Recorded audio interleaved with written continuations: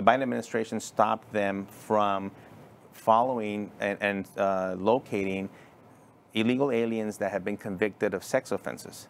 These are illegal aliens present in our country that have been convicted of sex offenses like child rape, horrific sex offenses, and the Biden administration says, no, you cannot go after them and deport them. Why? And that's a great question. Why? if you can't deport these individuals that I would argue are the worst of the worst, then who can you go after and deport? Yeah. Last month, we had the lowest record number of deportations ever in this country, was 3,000. So what's happening is no one's being deported, but they're still being released from the deportation centers all around our country. But guess where they're being released to? They're being released to the streets. Welcome to The Right to Inspire. Journalist and host Sarah Strackhouse has worked at Fox News, the CW, CBS, NBC, and Time Warner cable stations across the country for more than 10 years and is now focused on telling inspiring stories of those dedicated to making change. She's driving the message home that ultimately you have the right, the freedom, and the power to be the change you want to see in the world. You have the right to inspire. Yes, thank you so much for joining us. I am really, really excited to tell you about our guest today. Victor Avila is a retired supervisory special agent with the U.S. Immigration and Customs Enforcement, as well as Homeland Security Investigations under the U.S. Department of Homeland Security. Victor, thank you so much for joining us. I mean, I have this whole big bio here. I mean, you have done so much incredible work over your time with, the U.S. government. Thank you for coming on. I appreciate it. Thank you for having me, Sarah. I'm glad to be here. Well, I wanted to first, you're an expert when it comes to the southern border, whether, I know you've worked in the past extensively with agents, being an agent yourself, as well as you still have your handle on things now. So first, I know that you have kind of a crazy story of when you actually got shot, and then your partner got shot as well. Can you tell us a little bit about your story and everything that kind of led you up to this point? Yes, Sarah, thank you for that. I worked most of my career on the southern border, and eventually my career led into serving on the other side in Mexico as a U.S. diplomat, specifically on the other side of El Paso, Texas, started there in Ciudad Juarez, then to a permanent position at the U.S. Embassy in Mexico City. Which was the most busiest time that I have ever worked in my career. And at that time, the ICE office there was the busiest office in the world. And you can imagine all kinds of investigations. Anything that had to have a nexus with our border, we investigated. Arms trafficking, human trafficking, smuggling, narcotics, you name it, commercial fraud, money laundering. My focus was human trafficking. I focused on taking down and dismantling human trafficking groups that were bringing victims over to the United States, rescued many women and children from those horrific conditions. And like you mentioned, in 2011, Special Agent Jaime Zapata and I were sent on a dubious mission. Even though I challenged that mission, we still went through with it. We're ordered to do it. And on the way back on this Highway 57, which is a main corridor between Texas and Mexico City, we were ambushed by the Zeta cartel. They shot at us over 100 rounds. Tragically, Agent Zapata lost his life in the line of duty. I survived being shot 3 times. I'm here because of the grace of God. And that's why I wrote the book. I wanted people to know not just the story of who I am and specifically what agents do abroad in Mexico, what's the role that we do, and that people don't know that maybe there's U.S. agents that serve abroad in countries all over the world, but also the shooting itself and what happened, and to pay tribute to Agent Zapata, because unfortunately 10 years later a lot of people don't even know that actually happened, and he paid the ultimate sacrifice for our country. Absolutely. And it's so interesting, especially just seeing it firsthand from your point of view. I mean, tell me right now, I know you've been to the border kind of multiple times. What are your thoughts right now, everything that's going on the southern border? It is incredible what's happened. I have never seen, and the people that I've talked to, colleagues and border agents that I've made contact down at the border, have never seen it be this way, out of control. It's outrageous, crisis, whatever name you could think of, that's what it is, and even worse than that. And I took it upon myself to go down there. I've been to the Rio Grande Valley, McAllen, Mission, Texas. I went to El Paso, Hudspeth County, New Mexico, and I just returned from Del Rio, Texas, where our governor, Greg Abbott, was just there last week. And let me tell you, every section of those sectors of those areas of our Texas border are in a crisis mode, all within their own kind of specific kind of issues. Very different in the valley than El Paso, than even than Del Rio, and it is an influx of illegal entry of undocumented people. Good ones, bad ones, from all over the place, all over the world, not just Mexico and Central America. But the most important part I want people to understand is that not everyone is turning themselves in, even though you can right now just turn yourself into Border Patrol. But there are many, many individuals, what Border Patrol refers to as the gotaways, that continue to want to come in undetected and be smuggled by the cartels. The cartels don't care if you get smuggled, if they smuggle you or you turn yourself into Border Patrol, you still have to pay them the fee to get across. But so is that a universal thing, that to get across? You cannot come through Mexico and not be in contact with the cartels. The cartels control not just the border region of Mexico, but in my opinion, they control and have influence of the whole country of Mexico. Organized crime there has taken over politically, obviously with the police, and many other factions of that country. And so the border is under their control. The big difference of the shift is that the cartels, they used to be the drug cartels. And that's why I don't refer to them anymore like that, because they have taken over the human smuggling and the human trafficking. Wow. They saw the amounts of money that this leaves and this kind of illicit activity does. So they've taken over all of it. So you will be in contact with the cartels if you come through Mexico. Wow, that's crazy. I mean, I had no idea that it was so, I mean, you hear about, but I had no idea that it was such a known, I mean, that's what happens at the border, no matter what, that you have to do that. And I recently saw a video of actually, just people being dropped over the border wall. I have a couple questions on that. Is that happening frequently? Is a border wall even... Is that helpful? Like, should there be a wall? Should there not even be a wall? And do you have any kind of thoughts on what a solution to the problem is? Absolutely, and I write about, the second part of my book is all about border security, and I break it down, and one of those breakdowns is the wall, and I try to bring that understanding of people what I want them to understand is it's not just the wall by itself that works. It's part of a tool, part of additional tools that the border agents request and want and need to better their, control our border security. In this case, as you know, the Biden administration stopped the construction of the border wall. You mentioned the kids that were dropped off over the wall. I stood by there. 14 feet or something like that, right? Feet. 30 feet. It's 30 feet. I stood right there. It's on the New Mexico, El Paso area. I stood there where the little girls were dropped off. And a lot of people, what I learned, and this is the thing that I like about going down to the border, I learned things that I didn't know what's actually happening right now. One of those things is a lot of people get hurt, and a lot of people die by jumping that wall. You never hear about that in the media. You never see that in the news. Individuals jumping that wall, it's a 30-foot drop. They break their arms, their hips, their legs, their spine. Some die on impact, and it's horrific. But the wall is part of a system, and I'll explain it to you this way. I was standing in Hudspeth County, which is east of El Paso County, out in the middle of nowhere, where the wall ends. I was talking to a Border Patrol agent that was patrolling that area at night, and there's these huge stadium lights there. Think stadium lights times 100. It makes the night turn to day. Wow. But they were turned off. And I asked him, why are the lights off? He says, well, the Biden administration turned them off. I go, what does that have to do with the border construction, the wall? Because the way he explained it to me, and I kind of knew this already, is there's a system.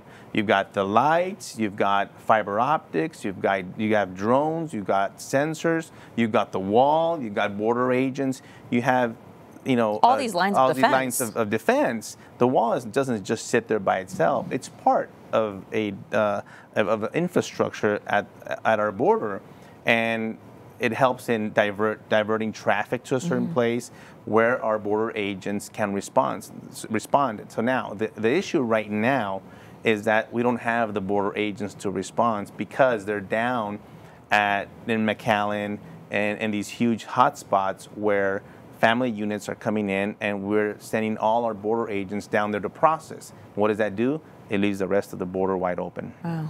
And I feel like for a long time there was so much in the media about, oh, defund ICE, or, you know, take away ICE, let's get rid of ICE. And as a former agent, you know, what are your thoughts hearing that? I mean, you served our country, you got shot multiple times, you had a partner pass away. I mean, what do you think when you hear that? Oh my goodness, I'm very saddened by it because it is actually happening right now. The second part of ICE, there's two divisions of ICE. The HSI, Homeland Security Investigations, where the criminal investigators are, where I worked, and then the ERO, Enforcement Removal Operations, which are the deportation officers that go looking for fugitives, the ones that deport illegal aliens present in our country, put them on a plane, send them back to their home country. That has been systematically abolished right now. We have the ERO officers within the United States almost twiddling their thumbs. That's how I refer to it. Wow. The Biden administration has tied their hands, and there's absolutely no enforcement. I'll give you a couple of examples. One, the Biden administration stopped them from following and locating illegal aliens that have been convicted of sex offenses. These are illegal aliens present in our country that have been convicted of sex offenses like child rape, horrific sex offenses, and the Biden administration says, no, you cannot go after them and deport them. Why? And that's a great question. Why? if you can't deport these individuals that I would argue are the worst of the worst, then who can you go after and deport? Yeah. Last month, we had the lowest record number of deportations ever in this country, was 3,000. So what's happening is no one's being deported, but they're still being released from the deportation centers all around our country. But guess where they're being released to? They're being released to the streets. Wow. And a lot of these are violent offenders, sex offenders, violent crimes, drug cartel members into our streets. Listen to what I'm telling you, into our streets illegally. That's scary. Just like the ones that are coming in illegally with no questions asked, they're going all over the United States. The ones that are in here that are not being deported, there's no enforcement, interior enforcement, and that's how they're systematically abolishing ICE right now. Wow. What is the solution to this? I mean, if the Biden administration could hear you right now, you know, what would you tell them? I would ask them is why, because it doesn't benefit the citizen. A lot of times it doesn't benefit the immigrants themselves. A lot of these individuals, when they get released from the jails or from the detention facilities, where do you think they go? They go back to their what they know. To what they know, their communities, and they victimize them again. It's a public safety issue. That's what it is. And on the border, it's become a national security issue. And I'm going to give you a crazy example as to what I've witnessed in two different locations. Down in the valley, at the airports, illegal aliens boarding airplanes, our aircrafts, American Airlines, Southwest Airlines, without any identification. And I saw it down in McAllen. Talked to the border agent there at the airplane and at the airport and said, what's going on here? Why are they all on the other side of TSA checkpoint? Well, they didn't go through TSA checkpoint. They came in through the back and were allowed to board an airplane. And I said, this is what's happening. How were they allowed to board the airplane? They were allowed because someone has given them the okay through the airlines, and TSA has given them the permission to do it. They don't have a passport. They don't have identification. They don't have a visa. They're completely illegal in our country, but they can board an airplane. And my question is, have you forgotten 9/11? These individuals are not completely vetted. Some are not vetted at all. And I'm not saying that all of them are bad. No, of course But all not. we need is that one bad one and several bad ones to infiltrate us, just like they did in 9/11. We've caught Yemenis a couple of months ago that were on the no-fly list, that were on the terrorist watch list. 11 Iranians in Arizona a couple of months ago. These are the ones that we caught. We're not aware of the ones that got away. Right. And that makes it a huge national security issue. Now, what I witnessed in Del Rio, I actually videotaped this one because there was 3 individuals from Uganda, from Africa, and about to board the same plane that I was going to board from Del Rio to DFW. And I waited to go behind them, and I videotaped them. I was curious because American Airlines gave them a boarding pass. They had all this paperwork that Border Patrol had given them. They handed this yellow envelope to the TSA agent, and the TSA agent, he knew I was videotaping them and just kind of went through the paperwork and allowed them through. And then when I went up next, I asked the agent, what kind of identification did they show you right now? Because I didn't see it. For you to allow them to come through. And he didn't want to talk about it. He said, I don't want to discuss this with you. And who are you? And I told him I was a retired agent. And he didn't hear the retired part, but he said, well, you're off duty, and I don't want to be questioned about that. And I said, well, I'm not going to show you my ID. And I'm not, so you're going to have to let me on without showing you ID. He got very upset. And I said, why are you getting upset? You just allowed a family from Uganda without any passport, identification, none whatsoever, to board the same aircraft that I'm going to get on. I'm a concerned citizen here. And he says, well, if you don't show me your ID, you're not going to get on.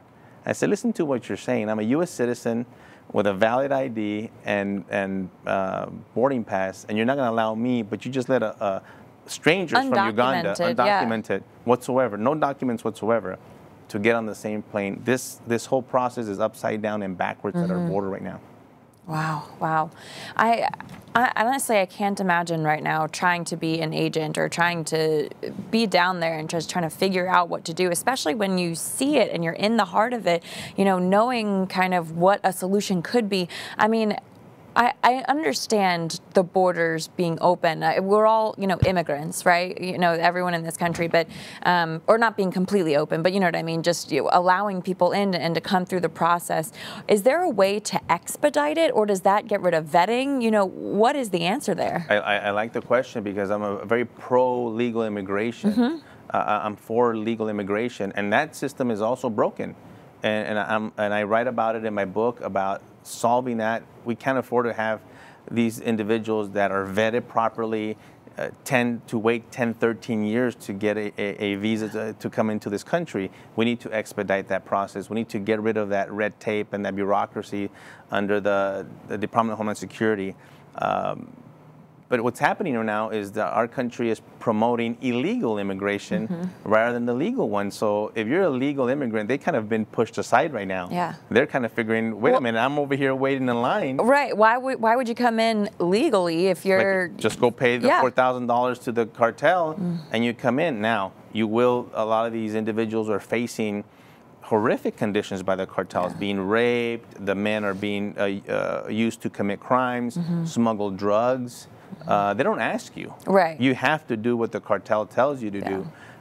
You're lucky if you get through without any kind of victimization. And a lot of these individuals, especially with the kids, are giving up the kids to the cartel, sometimes willingly, sometimes not. And so that's why we have 17,000 unaccompanied minors in custody in the U.S., trying to reunite them with their parents because they never were able to do that. The parents were sent here, smuggled separately, have never been reunited, and we can't get them back together. Wow. And I'm sure you saw that all the time when you were working in, you know, with sex trafficking victims and seeing that all the time.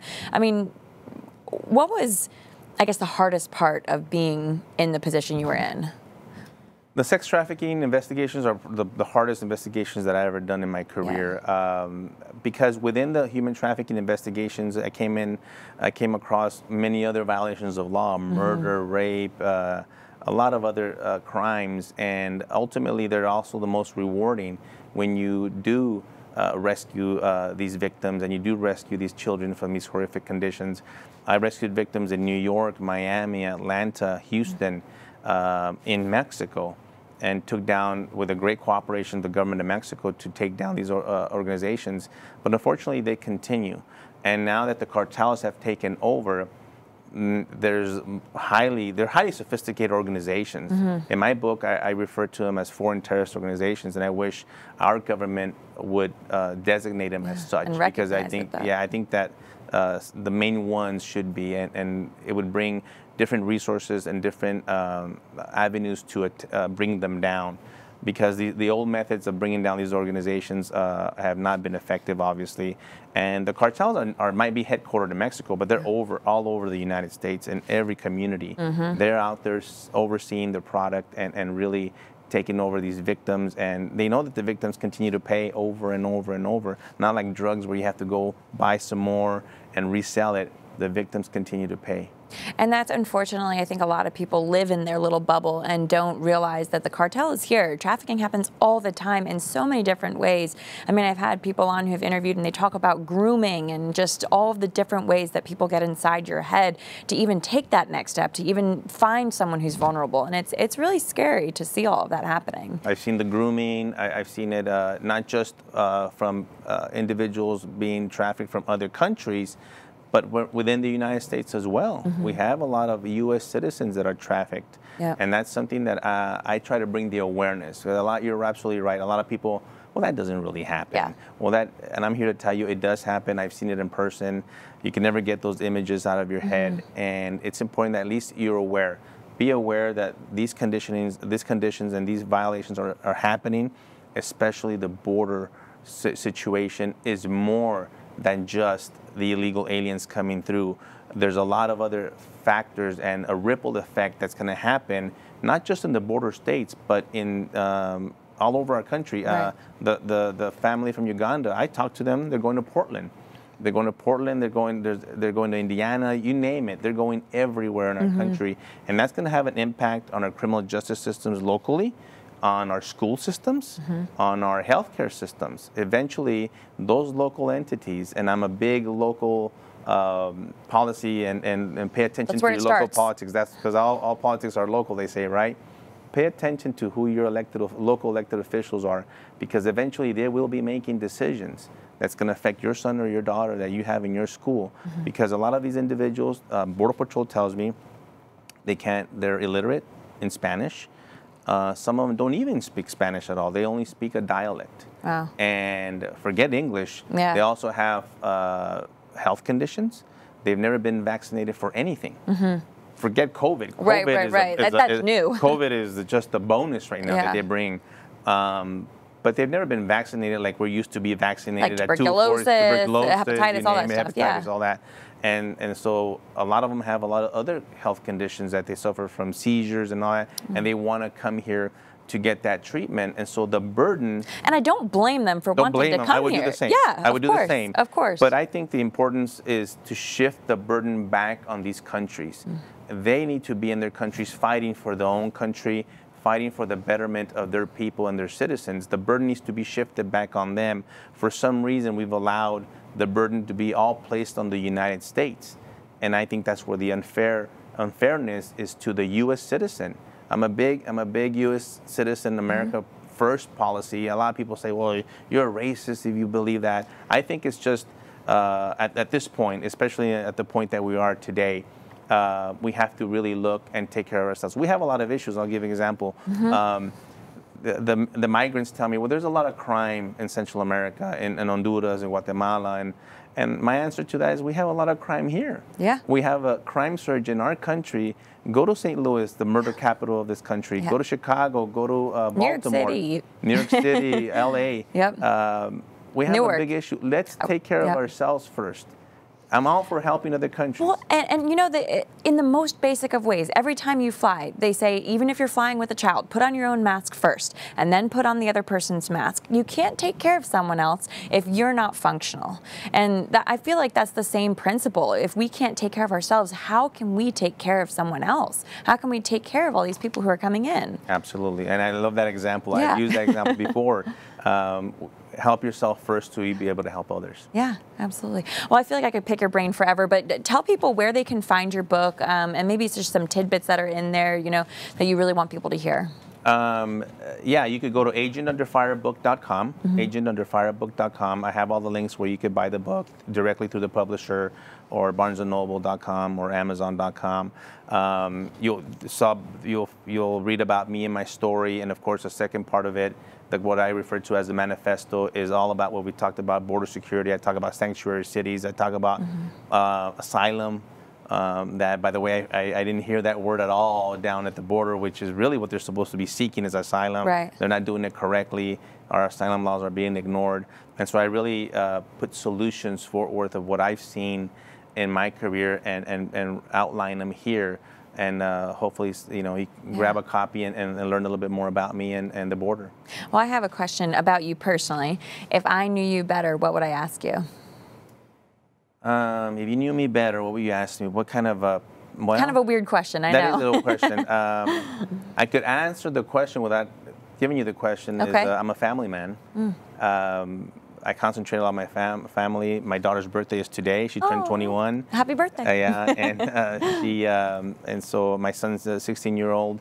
I concentrate on my family. In my law enforcement career, I neglected them a lot because of my career, especially being in Mexico. It was, you know, I was very loyal to the job, and unfortunately that has consequences with your family because you miss a lot of holidays, you miss a lot of birthdays.